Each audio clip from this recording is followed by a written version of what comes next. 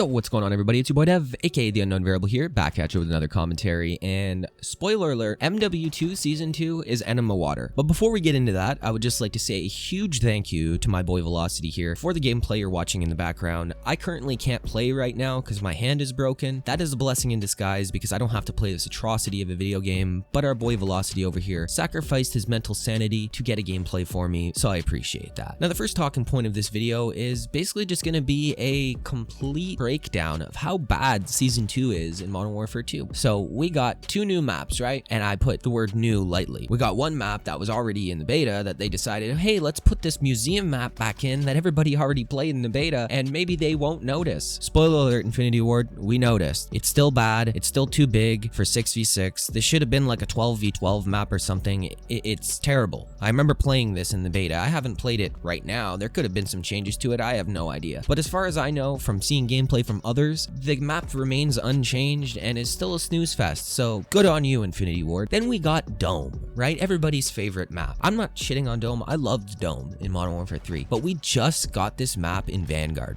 Why is it in the game? I don't understand. You have all of these different maps to choose from that we haven't seen remastered, and you decide, let's put Dome back in, right? Great idea, Infinity Ward. And the icing on the cake is the new broken shotgun that is basically the Brecci 2.0, or the Brecci, whatever you want to call it, doesn't really matter. Broken two-shot shotgun that they put into the game, and in typical Call of Duty fashion, the gun is busted. Now, I'm sure any people that have played this game for any long period of time knows that this gun will inevitably be nerfed into the ground and become 100% useless by Season 2 Reloaded or Season 3, or when the next DLC gun drops. Now, a second point of this video isn't exactly something that pertains to Season 2 as a whole. I would say it's more of an MW2 problem and a modern COD problem, and that's the prestige system in this game. It is absolute enema water. Like, I don't understand why I have to be capped out at a certain level, and why Infinity Ward decides to lock prestiges behind seasons. Now, I shouldn't say I don't understand it, because I do understand it. It's a player retention thing. If they cap you out at a level, you stop playing until the new season drops, and then you got to go through those prestige levels, and you have to play till the end of the game's life cycle, which it's rumored to be that this game isn't even going to be 2 years, so Activision straight up lied to us. I don't think that should come as a surprise to really anyone in the Call of Duty community that Activision blatantly lied. Now, on top of all of these terrible changes and content we've received in Season 2,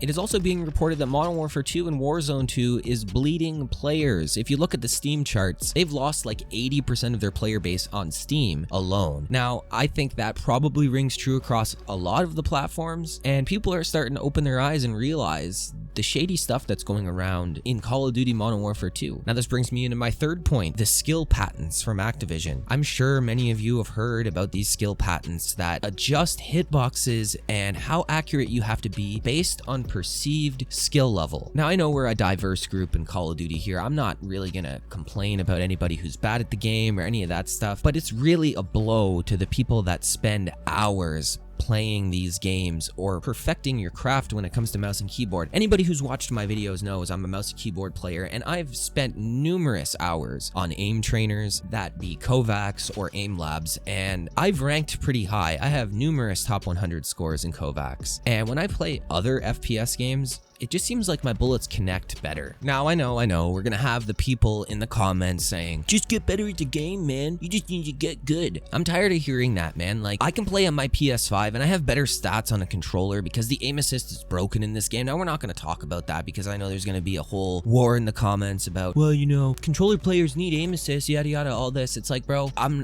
done with that. I'm not arguing with nobody when it comes to the mouse and keyboard controller debate. I don't even really care that much. I'll deal with that, them having a little bit more broken aim assist so they can compete with mouse and keyboard players. But what I don't like is the game manipulating me and having me believe that I'm not good or that I'm having a hard time hitting shots when I'm clearly right on the person. I have boatloads of gameplay that I've recorded of me shooting and the bullets just not registering. You can find clips all over YouTube. And then the fact that this patent even exists when they say, oh, it's in PvE, yada yada. No, I think that this is implemented in this game, skill-based skill-based damage is a thing, and you need to open your eyes and realize Activision is manipulating you. Maybe when you get to the point where you're actually really good at the game or have been playing for years, you will finally realize, wow, when I was in these lower lobbies and I had a low kill death ratio, my bullets were connecting. Now they're not. That's the problem. The incentive to get better on top of skill-based matchmaking, now you're going up against people that are getting better with you, right? So you're matched against people that are just as good as you. And then the game decides, oh, the gunfight's a flip of the coin. Now, none of this matters because really people seem to think, well, just boycott the game. Don't spend any money on it, yada, yada. Here's the problem, and I'm going to end the video on this. Casuals outweigh us 10-1. So for every single Call of Duty player there is that is passionate about this series,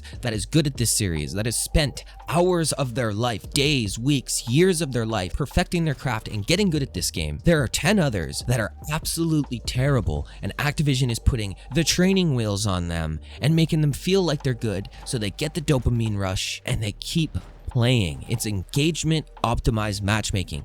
This is all one big thing that they put together in order to keep you playing this game. My final point is, at the moment, I've had a broken hand for 5 weeks. This has been the most relaxing 5 weeks within the last few years for me. I haven't had to play this atrocity of a game, and looking through the community and what others are saying, and don't take my word for it, take Nero Cinema's word for it, take Blame Truth's word for it, take Marksman's word for it. All of these people are fed up with the garbage systems in place by Activision, and until the vast majority of us decide we aren't playing this anymore, nothing is going to change. And I'm not just talking about the hardcore people. This is bad for everybody. Those casual people, if you're casual and you're watching this video and you're like, well, I'm good, I'm having a fun time on this game, I'm not having an issue at all. Well, when you get to a point where you have played the game for a long time and you're getting really good at it, you will start to notice this skill patent at work. It is absolutely abysmal, and it's terrible for the Call of Duty series. I hope everybody enjoyed this little ranty commentary I have prepared for you today. If you enjoyed, make sure to smash the like button, subscribe for more content, and I'll catch everybody in the next video.